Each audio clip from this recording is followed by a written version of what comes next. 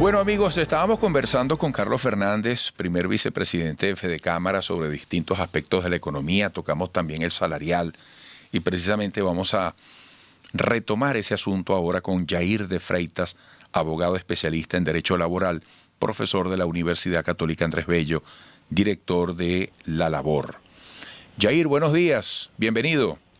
Muy buenos días, Eduardo. Un saludo para ti, tu equipo y también para las personas que a esta hora nos sintonizan.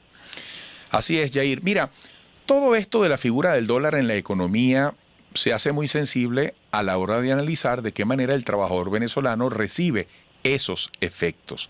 Los efectos de un dólar que por vía espontánea, como dicen muchos economistas, por vía de hecho, determina de manera protagónica la economía venezolana. Ahí hay toda una discusión con nuestra moneda nacional. Bueno, lo hemos venido abordando. Ahora, ¿es posible que en algún momento, por ejemplo, esta figura que ha emergido en la empresa privada de las bonificaciones en dólares puedan hacerse parte de las prestaciones sociales? ¿Puedan formalizarse por ese camino? Fíjate, muy buena tu pregunta, Eduardo, porque en efecto es lo que está empezando a ocurrir. Es decir, el contexto nos llevó a implementar el pago de beneficios adicionales que no estaban originados ni contractualmente ni por la Ley Orgánica del Trabajo y que fueron haciéndose uso y costumbre en la mayoría de las empresas. Para que un concepto en Venezuela tenga carácter salarial, debe cumplir con 4 atributos, es decir, la periodicidad, que incremente el patrimonio del trabajador, que sea consecuencia de la prestación de servicios y obviamente dentro de estos marcos, de todos estos atributos que siempre está allí el más latente de todos, que es el cuarto elemento, que es la libre disponibilidad.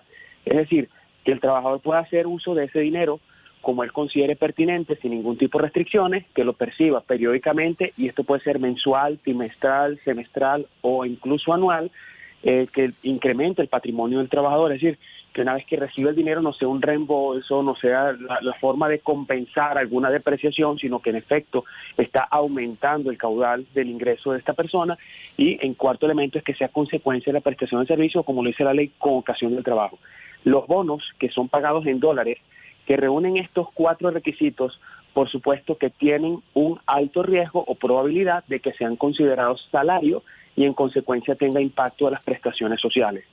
Si la empresa llevó a cabo algún tipo de política en la cual supo instrumentar muy bien jurídicamente con un buen documento, alguna de estas variables no está presente en esa instrumentación, entonces allí el riesgo disminuye, pero va a depender obviamente de cómo cada una de las empresas lo lleven a cabo. Te iba a preguntar además de qué manera estos escenarios posibles que tú estás describiendo pueden consolidarse en una economía como la actual. El avance o no que puedan tener estos formatos va a depender de la estabilidad, de los equilibrios en las empresas de Venezuela. Sin duda. Es decir, la implementación de estas bonificaciones tuvo lugar precisamente por una pérdida muy importante de nuestro signo monetario, y entonces se hacía muy complejo captar talento o retener el talento que ya había sido captado. Entonces estaba ocurriendo un fenómeno en donde algunas empresas experimentaron que los trabajadores, por un pago en dólares que incluso es discreto, porque tampoco es que estamos hablando que se están haciendo millonarios con un pago de estas características, pero que incluso es discreto, que lo estaban recibiendo, llevando a cabo actividades remotas para empresas que incluso están domiciliadas fuera de Venezuela, abandonaban su empleo formal en el país, y esto incluso antes del COVID. Entonces, ¿qué empezó a ocurrir? Las empresas dicen, ¿sabes qué? Si quiero retener mi talento, lo mejor que puedo hacer es tratar de compensar, y la única forma de ser competitivo es estableciendo este tipo de beneficios. En la medida que la economía siga el destino que estamos llevando, estos beneficios se van a hacer más del común uso, porque hoy por hoy, en un proceso de selección, de captación de personal, cuando el candidato va a la entrevista, pregunta 2 cosas. ¿Cada cuánto me revisas el paquete en bolívares? ¿Y cuál es la compensación que me vas a dar en dólares? Si estos 2 elementos no los satisfacen, la persona deserta el proceso, abandona el proceso de selección y deja al reclutador en la mitad del camino, teniendo que identificar nuevos candidatos que tengan las competencias técnicas, pero muchas empresas han visto que se cae el proceso de captación de personal cuando presentan la oferta, porque precisamente la economía está imponiendo, de facto, como lo comentabas al principio, que esto tiene que estar dentro de la ecuación de la remuneración del trabajador para medianamente poder satisfacer sus necesidades. Ahora, Yair, cuando Maduro dice que se crearán cuentas en dólares en la banca venezolana, que la gente, el trabajador podrá hacer depósitos en dólares y retirar en bolívares, pudiéramos tener una facilitación para que en algún momento las empresas venezolanas comiencen a pagar en dólares, a generar formalidades salariales en dólares, más allá del esfuerzo que actualmente hacen a través de los bonos. Es probable que así sea, porque de alguna forma lo que se está es dando los instrumentos financieros para que esto pueda fluir con un poco más de formalidad y sea más sencillo identificar qué se paga, con qué frecuencia se paga, cuál es la cantidad que se está pagando y por qué conceptos, ¿no?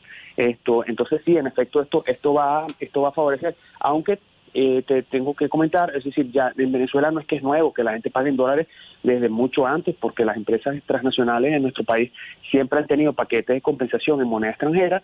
Esto se vio restringido por el tema de la ley de ilícitos cambiarios, que además en el marco de la ley orgánica del trabajo tenían el artículo 104 que decían que el salario debe pagarse en moneda de curso legal, y esto es una interpretación literal, llevaba a la convicción, por lo menos del operador jurídico, que esto tenía que ser pagado en bolívares y que no estaba permitido el pago en divisas. Pero las empresas que tienen estos beneficios los mantienen en el tiempo, se comienzan a producir sentencias en el Tribunal Supremo de Justicia, y a finales, en diciembre, el 10 de diciembre del año pasado, una sentencia del magistrado de Gavidia, en la cual no solamente es que condena al pago de unos beneficios que fueron generados y prometidos en dólares a ese trabajador, sino que además dice, y se los vas a pagar en dólares. Es decir, estamos dando pasos en la dirección en la que tú estás comentando, en la que estamos formalizando el reconocimiento de esta moneda como parte de las monedas probables para dar cumplimiento a las obligaciones laborales. Ya, bueno, Yair, te agradezco muchísimo estos minutos, nos mantendremos en contacto y sobre todo este es un tema que requiere de un gran seguimiento, ¿no? Porque esto de la dolarización, la hiperinflación, es una presión que no afloja en ningún momento. Así es. Esto va a ser un tema que va a continuar mientras la merma del poder adquisitivo del trabajador sea consistente como lo ha sido. La demanda de atención de este tema va a ser muy importante, y bueno, además tenemos, creo que a la vuelta de la esquina, una fijación de un nuevo salario mínimo. Entonces, pues obvio hay mucha tela que cortar. Bueno, Yair, hasta pronto. Un gran abrazo. Un gran abrazo, Eduardo. Gracias. Yair de Freitas, abogado especialista en Derecho Laboral, profesor de la Universidad Católica Andrés Bello, director de La Labor. Regresaremos.